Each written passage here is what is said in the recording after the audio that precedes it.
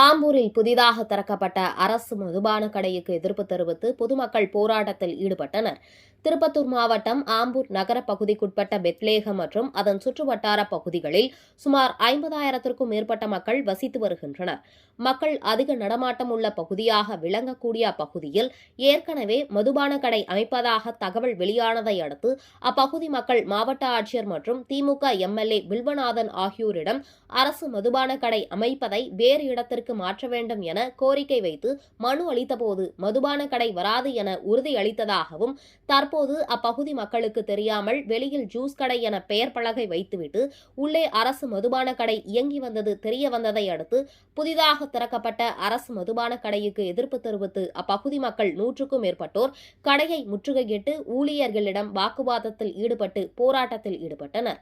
இதுகுறித்து தகவல் அறிந்து வந்த நகர போலீசார் போராட்டத்தில் ஈடுபட்டவர்களிடம் பேச்சுவார்த்தை நடத்தி கடையை மூடுவதாக உறுதியளித்ததன் பேரில் பொதுமக்கள் போராட்டத்தை கைவிட்டு கலைந்து சென்றனர். இதனால் சிறிது நேரம் அப்பகுதியில் பரபரப்பு ஏற்பட்டது.